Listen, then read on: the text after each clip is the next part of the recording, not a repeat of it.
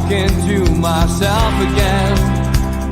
But it's the only way you're ever gonna learn. You look back and it's all in the past. I'm dwelling on that thought. Good morning, welcome to NUFC Matters with me, Steve Wraith. It is the Liam Kennedy show. Liam is on his way every morning. He does have to have a news conference with his Newcastle World team, and sometimes that means it runs a little bit late, so we shouldn't be too long. So what I'll decide to do is start the program, and I'll run through the adverts whilst we are waiting for Liam. So don't forget, Spider VPN for all your internet security. Google Spider VPN. They come up at the top of the Google search list. They are the boys to trust for your internet security. Skipsandbins.com, telephone 0800 25 45 25 3, email inquiries at skipsandbins.com, website www.skipsandbins.com, easy, contract free, and pay as you go waste collection. Thanks to those two guys who've been with us almost from the start of NUFC Matters. Thanks also to L&G Family Funeral Directors, 01913897245. And thanks to Garden of Healing Dispensary, CBD, hemp and cannabinoid specialists, www.thegohd.com. Thanks also to Arcot Interiors for all your kitchen necessities. Google Arcot Interiors. They come up at the top of the Google search list as well. You can also find those guys on Heaton Road in Newcastle. Thanks also to qtechshop.co.uk, the makers of pool tables and snooker tables in Wallsend in Newcastle, and the guys who run our website, nufcmatters.com. Thanks also to Cleekai. Meet the new game over screen, drop into a Clearun device near you. The Clearun game is available on the Apple Store and Google Play or clearun.game. Thanks also to Jab Signature. You can find them at jabsignature.co.uk, and to Media Arts for all of their media help over the last couple of years, making videos, etc. Big shout out to Media Arts. If you are a first-time visitor to the channel, then please subscribe. Nowadays, if you subscribe, you get a sticker, a free sticker. So yeah, subscribe to the channel. Simply hit the Newcastle Legends logo and you will see the subscribe button come up. Hit the subscribe button, and that is it. It counts as an extra follow to our channel and helps us grow. Hit the thumb up under the video, which will like it and helps us with the algorithm.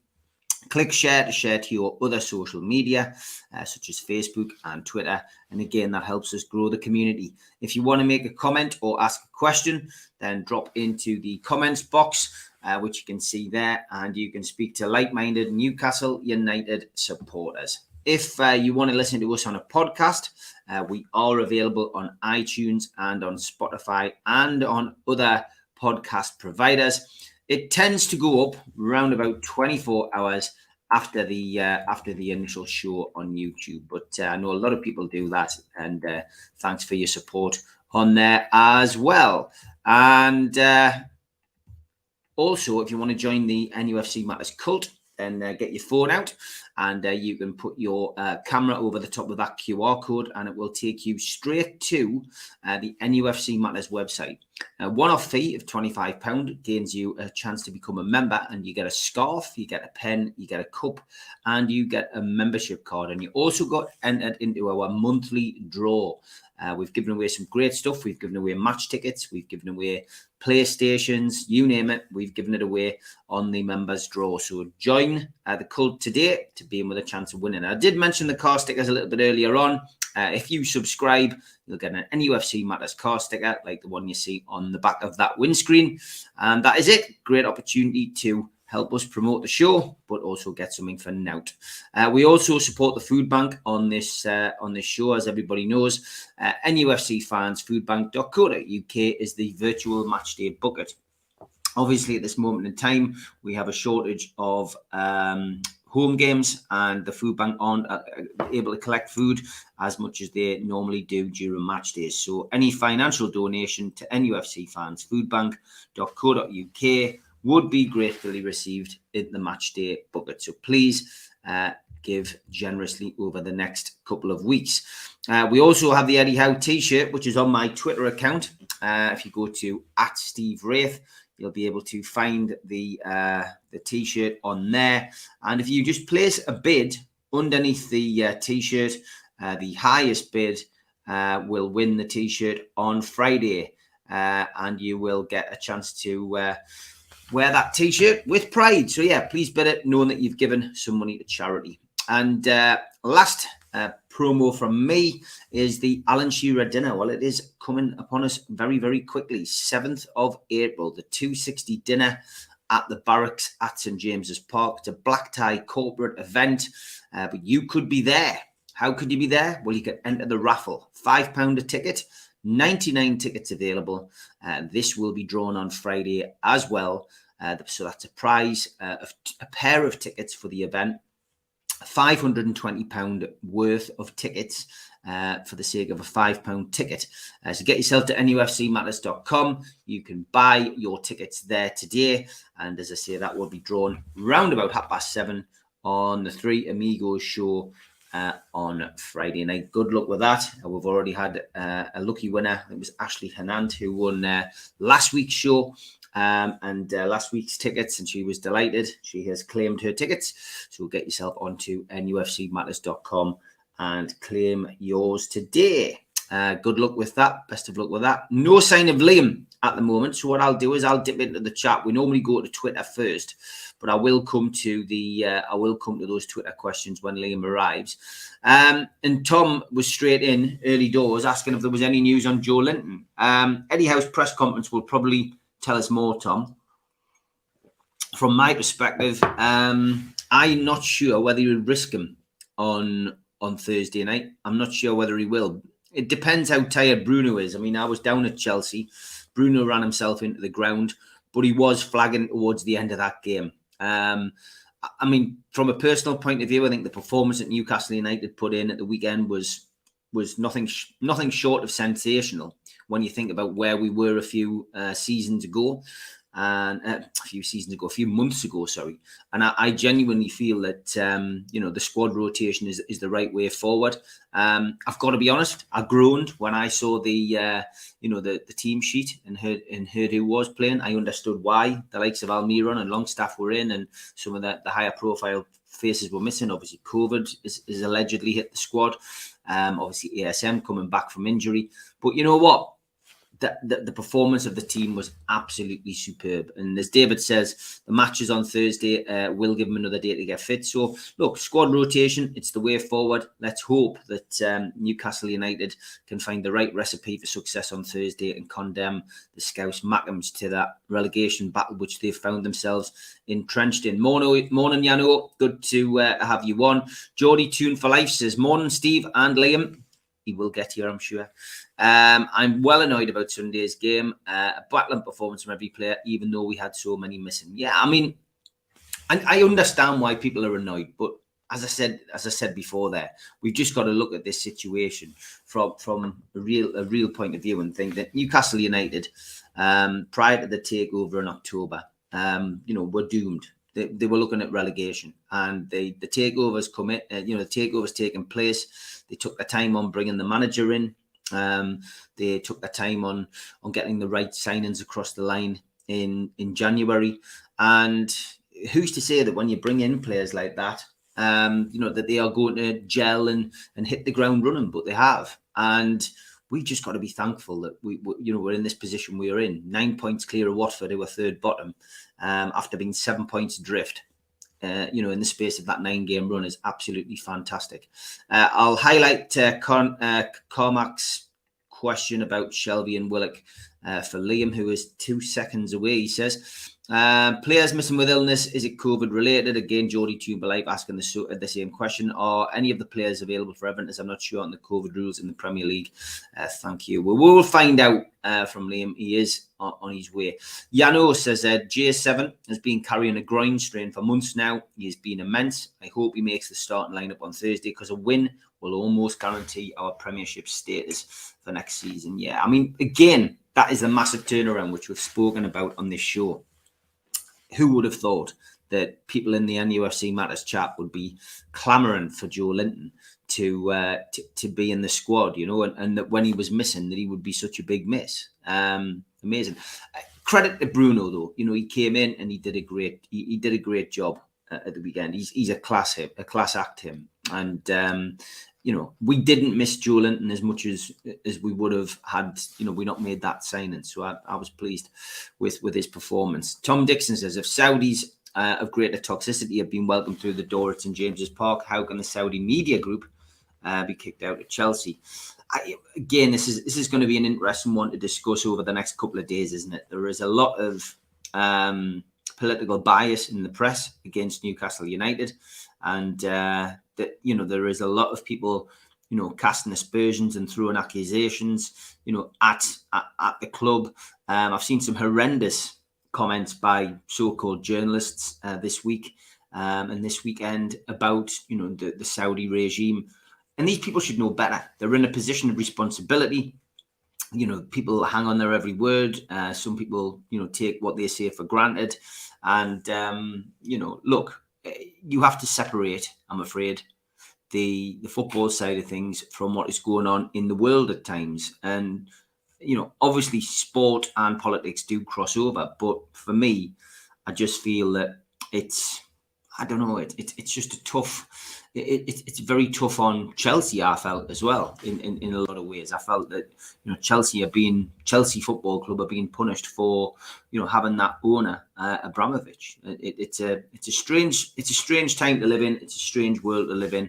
And talking of Newcastle world, here is Liam. How are you, mate? Hello, mate. You all right? Sorry, I was just caught up on other things. No worries, mate. I'm not going to lie, I got locked out my computer for a bit, so I had to sort that out as well.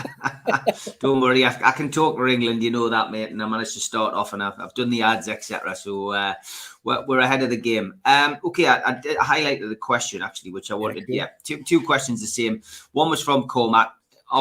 Is Willock and Shelby's illness COVID? And again, Geordie Toombal, I've asked more or less the same question.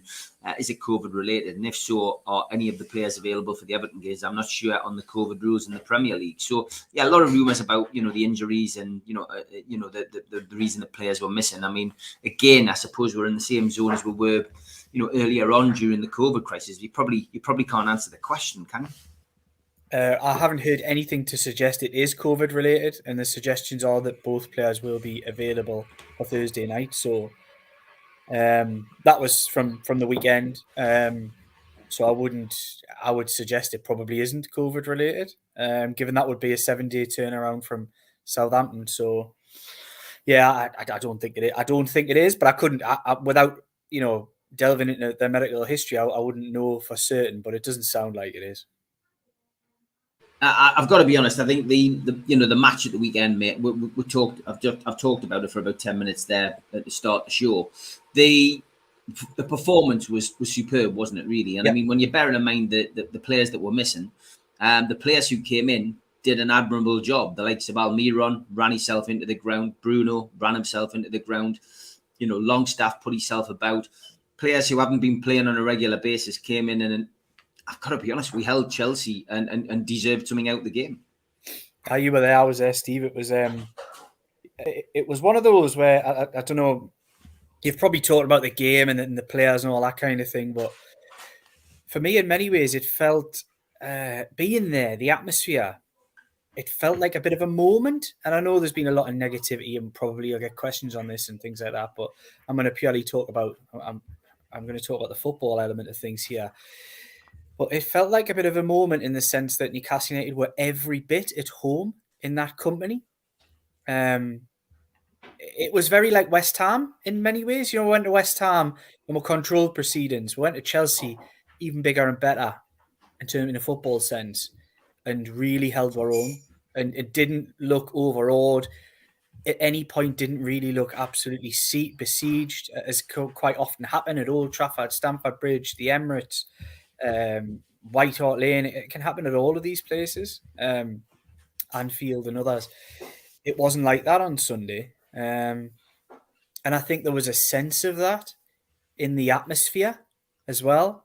There was some to and fro in between the two sets of fans, and it was good humoured mostly. And I think there was I don't think there was the bite backs from the Chelsea fans to the Newcastle Golden that I kind of expected. Normally, if you'd bite at bigger clubs like that, bigger clubs, a massive club compared to us, if you take in the last 25 years, there wasn't the bite backs. There wasn't like you're small or you're crap or that kind of thing. There wasn't really much of that. There was one sort of suggestion of who the hell are you kind of thing, but I don't know. Were I know you what you mean. I know what you know what I mean. mean? Yeah, Yeah. it felt like a coming of age for Newcastle Yes. United. It felt as if we'd arrived on the bigger platform. It felt for moments on that day as if Newcastle United were competing for the Premier League, not to avoid relegation. I know exactly what you mean. We were very, very comfortable at Stamford Bridge. And It's a good job you can verbalise that, Steve. You can tell you've written many books. going back to 2012 is the last time we actually won down there with those Papacisio's goals. And anyone who was there would tell you we didn't dominate that game.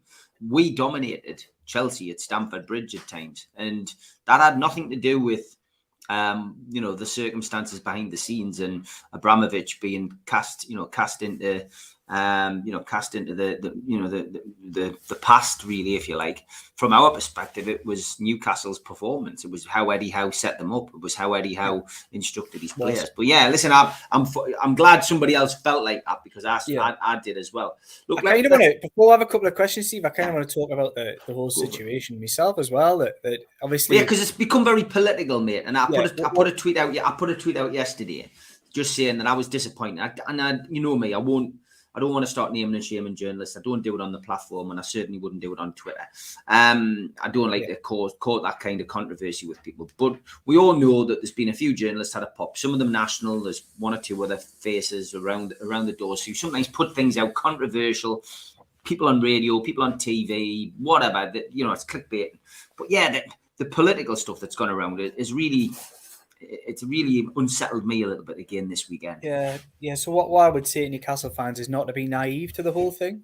Do clue yourselves up. Understand the world political situation. Understand. Do a bit of digging and look yourself into the conflict in Yemen in particular. Do clue yourselves up on that, because for me, look, I did a history and politics degree. It's my kind of thing. I love all that kind of stuff. Don't love war. That's not what I'm saying. I love history, love politics. And what I would say is just clue yourselves up a little bit and understand why certain questions might get asked. I'll address the atmosphere, because I was there. I was sitting there, and I'm not neutral. Everyone knows I'm not neutral, but I had a keen eye on what I seen and what I heard. Everybody else's experiences of Sunday will be different to mine, but I can only tell it the way that I saw it. So I went to Chelsea expecting a totally different atmosphere, and I kind of expected, having heard the Norwich chants on the Thursday, I kind of expected there to be a lot of Roman Abramovich sympathy, etc. Actually, I didn't see any of that. I saw one book and program seller selling the Abramovich, looked like an autobiography, outside the Fulham Broadway on the road there. Beyond that, I didn't hear any chants. I didn't see any, which is one thing that I think it's important for me. And I feel it's important for me to tell my side of the story, because, like I say, there are lots of people who have told their side of the story and written pieces on it, but I didn't see any of that. I expected it and didn't see it. I also didn't really feel an amazingly negative atmosphere from the Chelsea fans. It was almost nervous. There was a lot of people saying, and one question in particular in the press conference, which I'll come on to the press conference after, because again, that's my unique insight on being in places that maybe some of you guys weren't. In the press conference, one of the particular questions was, there were lots of Saudi flags. What I seen two Saudi flags in the Newcastle end, because I was particularly looking for them, given, of course, I could only see probably 2/3 of the corner. I couldn't quite see round the corner, but I only seen two Saudi flags. I did actually see there was one Saudi flag in the Chelsea end, which was the Saudi Supporters Club, which I think is a permanent fixture at Stamford Bridge. So that kind of shuts that one down. There wasn't lots. And I respect the right for anybody to, if they so see fit, to I've said this before, wear the cultural garb and use a flag, wear a flag if you really see fit. That doesn't mean that's my opinion. I wouldn't do the same personally. That's not based on anything other than the fact that I don't think you have to go that far to be supportive of the people who own our football club.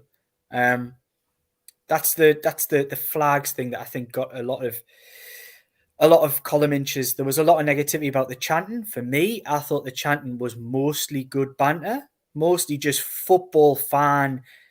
We're better than you. No, you're not. We're better than you. It was just that kind, and we all heard it. We know what the type of songs it was. So He's coming for you. Mike Ashley is coming for you. Was my well, it was favorite. just a laugh. You know what I mean? It was football stuff, wasn't it? And if it wasn't about ownership, which this whole game and weekend was framed around, of course, because of the situation we find ourselves in, it would have been about something else. It would have been about a player like it is with Man United and Alan Shearer. It would have been about something. You know, it's just football fan stuff. What I would say about the press conference, I think there was certain people who went in there with a particular type of question. Certain people with a chip on their shoulder. Again, I'm not going to mention any names, but there was a particular pack. I was in the press conference on Sunday. I was at the back of the room, sitting next to Darren Lewis. Lee Ryder was just behind me, and there was a big pack in front. A lot of the local boys, your Dom Skurs, Jordan Cronin, Miles Starforth, Scott Wilson, and others, all Kieran Kelly, all located to the left in front of me. And then to the right, there was a pack of particular national journalists. The questioning from Lee Marshall started towards the local boys, very quickly switched to, I think it was Tariq Panja, I'll mention name. I think that was the first one. It was followed up then by Miguel Delaney and others from the right-hand side. There's a name from the past. And obviously the question, and what I would say, my feeling on the whole thing is, and I think this is one that Newcastle fans sometimes struggle with, and where the lines get blurred so much. I'm a journalist. I'm also a Newcastle fan, so I can see every side, and I hope I'm trying to give some kind of neutral view for people out there, is that those questions, it is absolutely, in my journalistic standing, it's absolutely fine and important, actually, that some of those questions can be asked of club representatives. Now, do I think the Eddie Howe is the right man to be asking those questions to? I don't. But if Eddie Howe is the only person who represents Newcastle United Football Club, which is 80% majority owned by the Public Investment Fund of Saudi Arabia, whose chair is Mohammed bin Salman, then if Eddie Howe is the only person that can be fronted up with those questions, then it's okay for them to be asked. I think Eddie Howe has to accept those questions will be asked. I did see an article, I think it was Miguel Delaney again today, talking in depth about saying he has to come up with better answers. Now, this is the bit I don't agree with. He doesn't have to come up with better answers. He can choose not to answer those questions. I think the one way he could easily deflect those questions is by saying, you are asking the wrong person. Go above my head and speak to people above me. That isn't available. That isn't available every Saturday, every Sunday. Eddie Howe is the name and face. Thomas Tuchel has been the name and the face of Chelsea. Didn't get the same level of questioning at all. But what I'd taken that to be, and again, this is me slightly assuming, but having seen other press conferences, is that a lot of those questions have already been asked of him over the course of the last 2 weeks. This is the first time Eddie Howe's really been under the grill kind of thing in that sense. And I think his answers were fine. So what I'm getting at here in the long and the short of this is, it is the criticism shouldn't come from the people asking those questions, because it is okay to ask the face of Newcastle United, the public face of Newcastle United, Eddie Howe. It's okay for those questions to be asked of him, but it's also okay for him not to answer those questions as well, given that isn't his area of expertise. It's a bit like you coming on here, Steve, and I'm the name and face of Newcastle World, and you start asking us about trigonometry or quantum physics. I could pretend I know what I'm talking about. I may even be slightly clued up on it. Yeah. But I might not want to talk about it because I've come on here to talk about Newcastle United Football Club in the frame that I cover it for Newcastle World. So I get the idea that he he can be asked, should be, not saying should be, but can be asked, and can also not answer. I think it works both ways. But what I would say, the one thing that stuck in my throat, and I've mentioned the packs and areas and talking about the location within the press conference, so people have an idea of what I'm talking about. A particular a friend of mine was recording the press conference. Very well speakered up, good facility. Speakered up all the way across the room. You don't need to do as you normally do at press conferences. Walk to the front, put your phone on airplane mode and stick it in front with a recorder on, or a dictaphone as it used to be in the old days. You don't actually have to do that. Places like Chelsea, you can sit and put the phone on the chair next to you while you sit typing.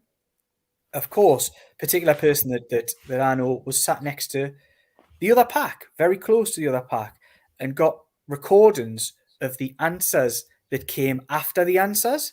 So a lot of the murmuring, chattering and chuntering around the answers that Eddie Howe gave. And what I would say is those recordings do not shed a very good light on particular high-standing journalists within our fraternity. They really don't.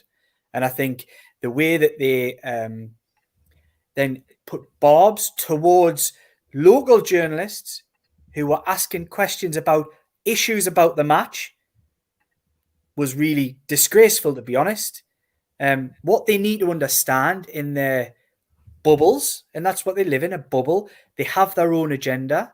Everybody doesn't have to chase the same agenda. So your agenda that day may be, I'm going to get him on X subject.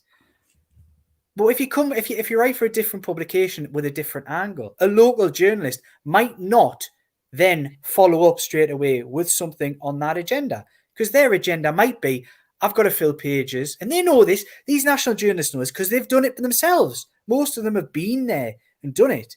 They shouldn't be criticising local lads for then deciding to talk about, it was described as a yellow card was the follow-up question. Well, it wasn't really about the yellow card. It was about a red card that potentially changed the end. It changed the outcome of the game because the bloke scored a goal, and it was a red card.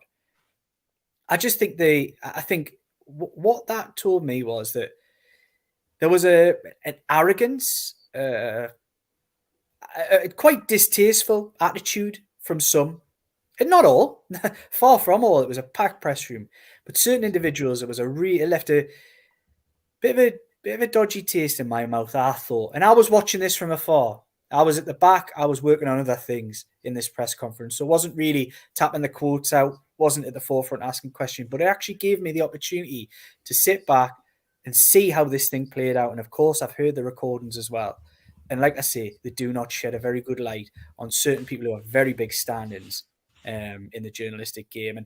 And I'm not going to share any more than that because I'm not going to be throwing anybody under a bus or anything like that. But I just think certain people had a real chip on their shoulder that day. And I'm not saying chip on the shoulder about Saudi. I'm not saying chip on the shoulder about Russia. I'm not saying chip on the shoulder about any of those political issues.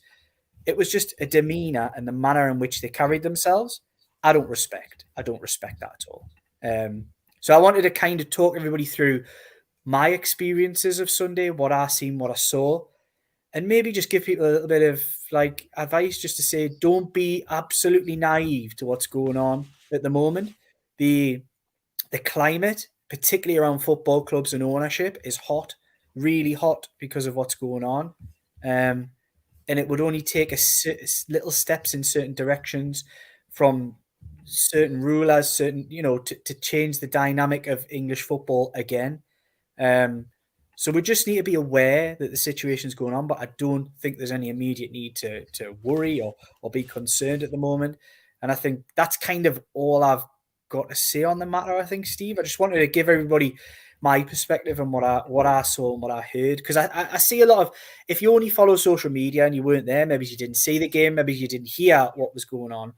There's a lot made of the game that wasn't like a negative or particularly politically charged or controversial atmosphere to the game. There wasn't that. It was very different, actually.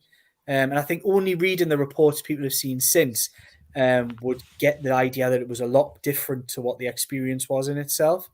But like I say, the press conference, for me, how is a football man wants to answer questions on football, but it's okay for him to be asked questions about other things, as he would answer if it was a positive question about the Saudi owners. Would he answer that? Would he answer that question? Is it only because it's a negative question that he doesn't answer it? It's hard to know. It's all hypothetical, of course, but it's okay for him to be asked those questions. As is, it's absolutely fine for him to say, I'm not answering them as well. Great stuff. Great to get an insight into what goes on and what your take on it was. So thanks for that, Liam. Okay, 11:05. Let's get through some of the Twitter questions as well. We do like to try and do half and half. Legacy Magpie Paul says, how do you solve the problem called Maxi? He's a luxury, but can we afford it? Can we afford not to have it? Do we sell Maxi in the summer and get a grafter as a replacement? I mean, I've got to be honest, I turned to who I was at the match with, Holly and Dave, and a couple of the lads around us on the match at the weekend.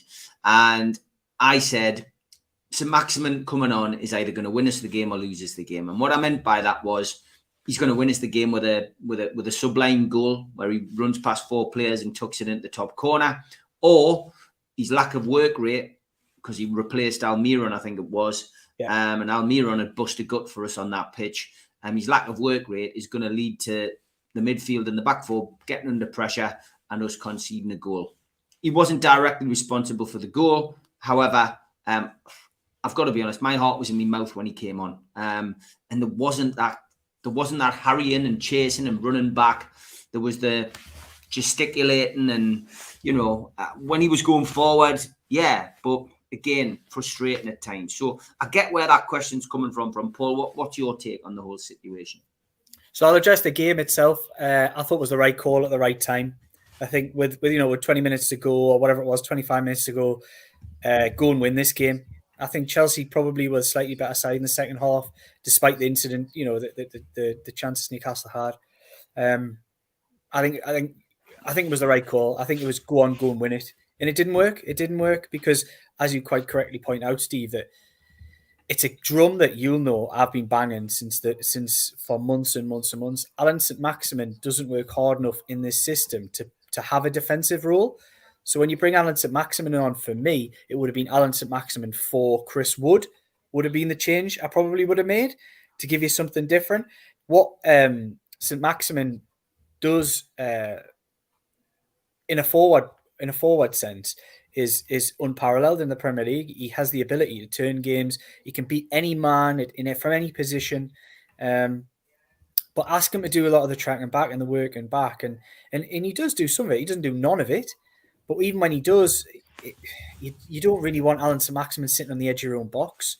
And it's a drum that I've banged for a long time, is that in any system, if it's a 2 up front, he's got to play up front. If it's because it gives him that bit more freedom. Even when he brought him on as the 1, he played as a 1 at Liverpool, did a reasonably good job at Liverpool on the break. I actually think he can work as a striker. I do.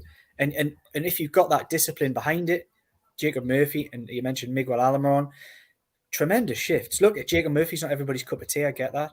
But the lad has put some tremendous shifts in this unbeaten run. I wouldn't jump to get rid of St. Maximin personally, because I think he is a special talent. But what I would imagine in the summer, if everything goes to plan, is that Newcastle United will upgrade in a lot of positions. I think they'll add at least 4 to 5 bits of quality around the pitch, and it wouldn't surprise us if they leveled up in that position as well, because you see they've already got Fraser and St. Maximin. You would probably maybe look to upgrade on an Almiron or a Murphy.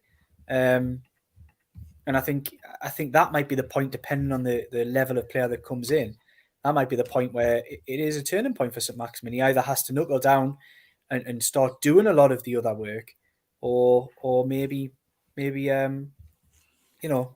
be shipped out at some point. But what I would say is, for me, he wasn't he's trained 1 day in 2.5 weeks as well. Mm-hmm. So what I would say as well, I think it's, for me, it's hard to criticise too much. But I think it was the right call. I would have brought St. Maximin on to try and win the game. I would have brought Fraser on. Yeah, I think the way he kept Fraser, I just wondered if he was protecting him a bit, because he's played a lot. Because I was saying the same thing when I was sitting there. I was sitting with Jordan Cronin. I was sitting and I said, "This is ideal for Fraser. Get Fraser on and get at one of their fullbacks who are both a shambles. Chalobah and Saw on the other side were shambolic." And I was just keep thinking, imagine Fraser going right, going left against either of those two. They wouldn't have known what day it was. But the fact he didn't bring him on, to me, again, I'm just reading between the lines, would suggest having played the other day and probably will start again on Thursday, makes us think he was maybe giving him a break and wanted to rest him, because it was the ideal game for him. It really would have made a difference bringing on somebody like that. Kirk, we're not scapegoating him. We're giving an opinion. I'm simply giving an opinion on that game. I just genuinely thought that, certain games require certain substitutions. But look, Eddie Howe gets paid to make the decision.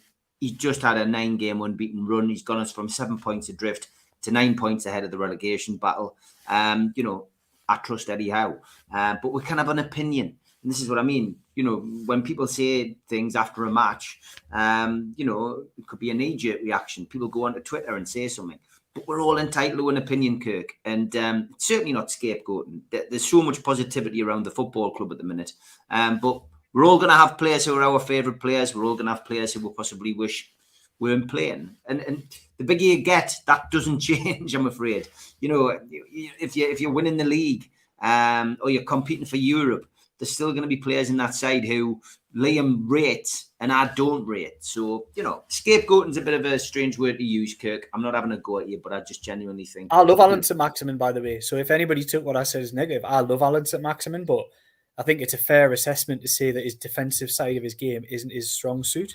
Yeah, that's a good way of putting it. And asking him to do a lot of the defensive work, which he has to do in this system when he plays one of those wider roles, probably doesn't suit him best. Not in his nature. Colin Wilson on Twitter says, how is Callum and Kieran's recovery coming on? He said, we made several changes against Chelsea and were brilliant. We were robbed. And do you expect Eddie to revert back to the team against Southampton? A win at Goodison will shatter Everton. You're right there. Yeah, Callum Wilson and Kieran Trippier, are they on course? Again, I think it's May before we see either of those.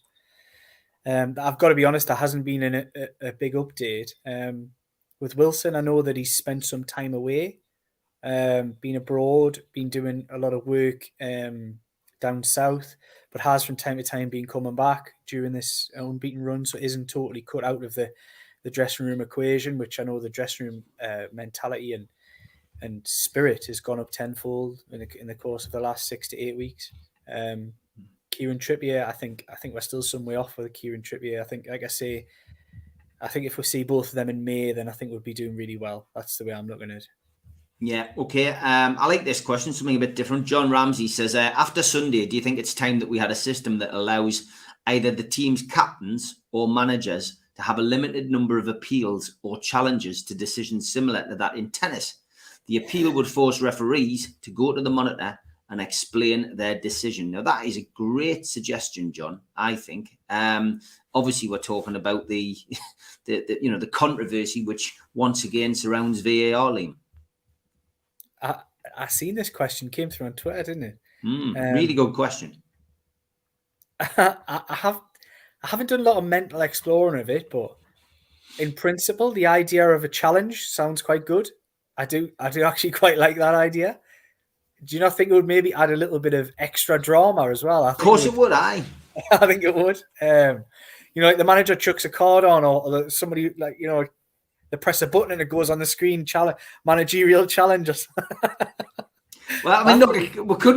You never say never, Liam. These things are often thought about like this, and then suddenly they come to light.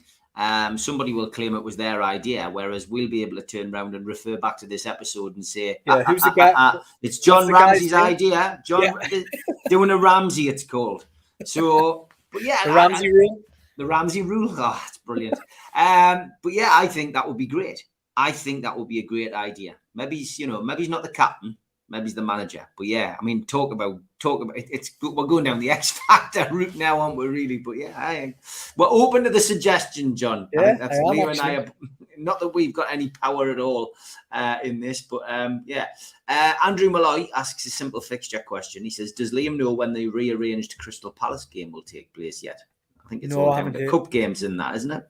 Yeah, no, I haven't heard. I did wonder if they would try and squeeze it in one of the midweeks, but obviously they haven't done that. So no, I think it's gonna be after the international break, isn't it? By the looks of things, there's not really much you can do about it. Yeah. Carter on Twitter says, what do you think will be classed as a good season next season? He thinks top 8 and a real go at the cups. So I've been away a canny bit with the lads and stuff like that. So done a lot of chatting about this, and my thought process in the last 6 to 8 weeks has changed massively. Look, if Newcastle United finish the season reasonably well, they're probably going to finish anywhere between 12th and 11th and 14th. So would taking a step, for example, from 12th, finish 12th, would taking a step from 12th to top 10 be seen as progress? No, in my opinion. It is progress, but would it be seen as good enough progress? No. Would I have said, if you roll the clock back 6-8 weeks, I didn't believe Newcastle United would probably finish above 17th. If you'd finished 17th, then you said the next step is to top 10. I think that's reasonable. That's a reasonable next step, is to say, right, we'll break the top 10. I think if you're finishing 12, 13, breaking the top 10 is a baby step forward in many ways. I think already if they finish strongly, and they will lose games between now and the end of the season, but if they finish reasonably strongly, like I say, finish 12th, I think you've got to be saying, can you get in? I'm not going to say the top 8, because it's ridiculous to suggest any of those probably first 5 positions are all taken up anyway. But top 8 is in, can you squeeze into an 8 or a 7?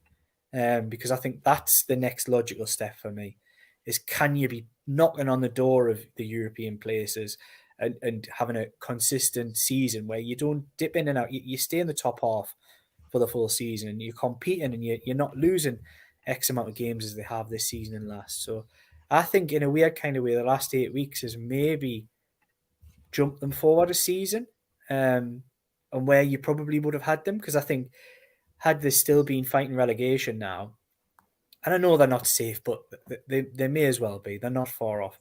I think now you've got to look beyond that, and I think just finishing 10th wouldn't be a major step forward from a 12. They might even finish 11th this season.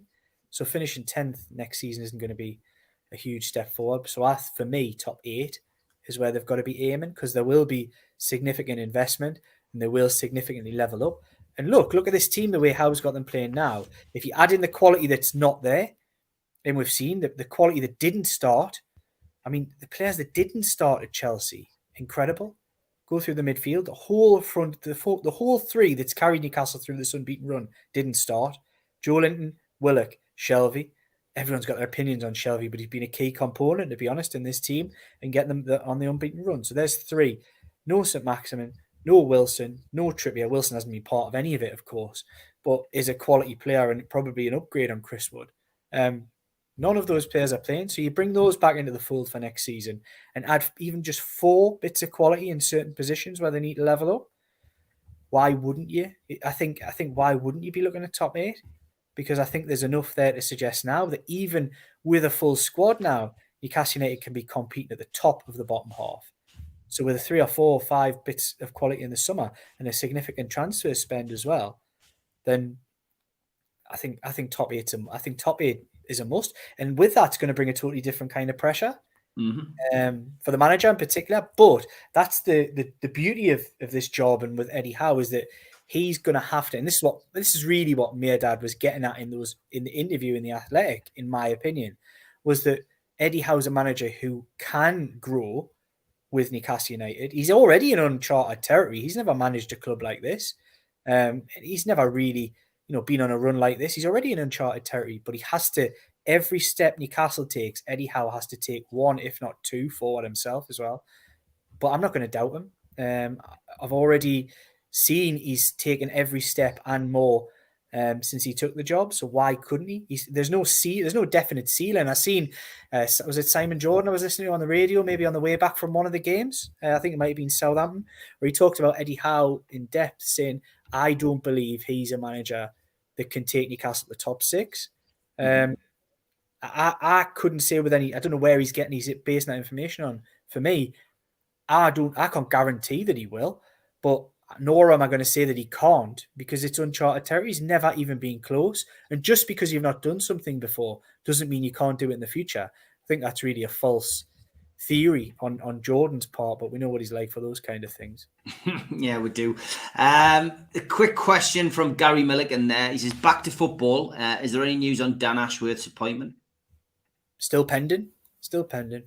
It'll happen. Like I say, Gary, just keep calm about it. It'll happen, but it hasn't happened yet. And I don't know if it's going to happen in the near future either. Keep calm and carry on, Gary. That's the message there from Liam. Eddie says, with our loaded midfield of Big Joe, Little Joe and Johnny all missing, we have to be proud of the squad. I'm not going to be critical of anybody for a poor performance. How has reformed this club? Sean Longstaff was my man of the match, by the way. Had a good game. Definitely had a good game. Blue Moon Boy says, if the other midfielders are back, does Bruno start for Everton for you? Does for me. He does for you. I would personally play Bruno in the sitting role, and I would play Joe Linton is a certain to come back when fully fit, and so is Joe Willock, the form that he's been in. And that's really harsh because I think Sean Longstaff, it would be a big step to drop Sean Longstaff because he was excellent in a really, really tough midfield battle. It was one that intrigued me throughout the game. It was Kante versus Bruno, and Kante got the better of Bruno quite a bit, and then Bruno got the better of him, and it was really intriguing because Kante is the best at what he does. He's the ultimate midfielder who can break the play up and burst forward. Good passer of the ball, links the play really well. He's a destroyer, but he intercepts as well. He's everything that you would want in a midfielder. But then there was sort of Mason Mount had about 15, 20 minutes in the first half, and then Sean Longstaff totally shut him down after that. It was such an intriguing battle in the middle of that park. I loved watching it. Really, really enjoyed it. And this was another thing that I didn't look at that Newcastle team, the way it was set up, the system. They just looked every bit at home. And that was what we didn't know. We didn't know whether this Newcastle team could go toe-to-toe with the top side. Because look, let's not beat around the bush here. The fixture list has been very kind to Newcastle United since January. We knew that, though. They had a run of games that they had to get points on the board. And they did. They did that. They did more than I think most people expected. But we didn't really know if they jumped in with a Chelsea, a Liverpool, a Man City, even if they jumped in with a Tottenham or an Arsenal. We didn't really know whether they could compete. I think they proved against the world and European champions that this Howe system and the way he's got the team playing can go toe-to-toe with most and more than hold their own. In fact, like I say, it's been a tumultuous week at Stamford Bridge, but to keep the world and European champions quiet, frustrated until their first shot on target was the 76th minute, that deserves some credit. It really does. Of course it does. Rich Joblin just touching on ASM. He says he feels that something's going on with ASM. He says the high press fell apart when he came on. I noticed Wood, Longstaff and Byrne all having a go at him. It wasn't. He says all doesn't seem well to him anyway. The press wasn't. Look, that's again. I'm not a tactical genius, but Newcastle didn't play a consistent high press. Again, I'm not going to get too technical here. They were very selective about when they did the high press, and it was called on from the bench when they did do a high press. So bringing St. Maximin into the system didn't really change the system. What they didn't do in the second half, they didn't do a high press towards the end of the game, which obviously makes quite a bit of sense. There were some tired bodies out there. They didn't really do a lot of the high pressing in the second half. So I don't think it was Alan St. Maximin ruined the high press because it wasn't a consistent thing. It was something called on from the bench who were right in front of us. And it was Eddie Howe, it was Jason Tyndall, it was the go, go, go, and then they all went. It wasn't that Newcastle constantly pressed Chelsea because you probably couldn't have lasted. And I think they were, after a really busy schedule, good run, a lot of those players being week in, week out, there was a lot of tired legs out there. Yeah, Paqueta getting linked again. Everybody seems to think Paqueta's coming to Newcastle. I don't know enough about the lad. I'm not a French football expert. Obviously, when you get linked to these players, you have a little look. So anybody knows a lot about the player, just come in the comments and let me know. But, it sounds like he's got a good friendship with Bruno. And obviously, is he a type of player Newcastle looking for in that midfield? I'm not sure. I'm not seeing enough of him. Tom Dixon asking a question which will get asked, I'm sure, over the next few months when the transfer window reopens as well, is what the priorities will be. I still think a goalkeeper, Tom, will be one of the priorities. It's an area where we still we struggle with strength and depth. And I think if you're going to have a team that's going to compete, the last thing you want is to start with just Dubravka in goal and the backup that you've got, and then Dubravka get injured in the first game of the season and suddenly find that you've got a great team, but your keeper's letting you down. So I still feel a world-class goalkeeper will be signed, and there'll be competition between him and Dubravka. Guaranteed, we will sign a goal scorer, 100%. A goal scorer. After that, who knows? I think there'll be a concerted effort to secure the signature at Target. Because obviously of the deal they've done. I would not be surprised in the slightest if we bring in another creative midfield player on the left or right flank, and I'll be surprised if we don't bring at least one more defender in, another fullback. I think another fullback will come in, because obviously we've seen valiant efforts from the likes of Kraft and Manquillo, but I think they'll bring in somebody to back up Trippier. I think, do you know what I mean? To back up Trippier, possibly even back up at left back. It depends who goes as well. That's the other big thing, isn't it, Liam? Yeah, the way I look at it, I think the priority positions. You mentioned the goalkeeper. I think they'll definitely sign a goalkeeper, and I think they'll definitely sign a centre half. I think they'll definitely sign a goal scorer. I think that's what the majority of the summer budget will go on, is going out and securing a top centre forward. Whether that's somebody already scoring goals in the Premier League, or whether it's somebody a bit more improving, but highly regarded on the continent, I'm not so sure yet. They will go and sign. They'll sign an upgraded centre forward, and then you start trimming the fat from the squad from there. So you almost go from having Gale as your third striker to you have Wood and who's starting now. You have Wood and Wilson as your backup strikers to a goal scorer. Starts to look a lot stronger. You've got Alan St-Maximin and Ryan Fraser would be your starting wide players if that's what you play, wider forwards. Sign another one, gives you three options in those areas. Maybe, I don't know about Almiron. Could Almiron be cashed in the summer? I don't know. It's one of those. I think you keep one of him or Murphy as your other backup in that department. Centre midfield, I think they need one more. I do think they need one more. I've got to be honest. I'd be surprised if a lot of the players left out return to the squad. So you look at Jamal Lewis, Isaac Hayden in particular, who's been a fantastic servant for the football club. I'd be very surprised if we see them back in black and white again. And some people might not like that, but it's called progress, unfortunately, and it's probably a decision that could and should have been taken long before now, had we just had a normal run football club.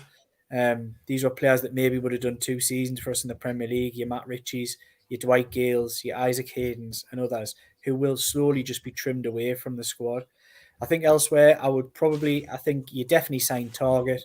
And I think, I'm not sure, I think they can probably get by with Manquillo as a backup fullback. But definitely they will sign a centre half.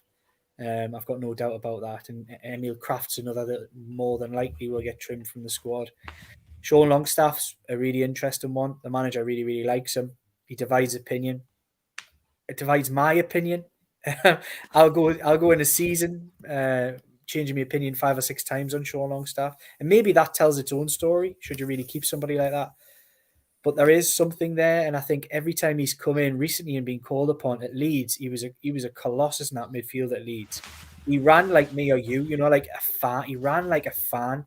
He like chased everything, got stuck in. He was like heart. It was heart on his sleeve stuff. And it was the same again at Chelsea. Really, really good performance. So he might be one that maybe stays out of those fringe players. But yeah, I think they'll look to sign at least another. I think at least 5 bits of quality in the summer. There you go, Tom. Good answer to the question. Finish off just looking ahead to Thursday's game. Kick-off 7:45. Newcastle travel at Goodison Park for the rearranged game against Everton. It's live on Amazon Prime. If you don't have a Prime subscription, then a 1-week trial is available for 99 pence. Go to NUFC.com. They've put the link up on their match review there.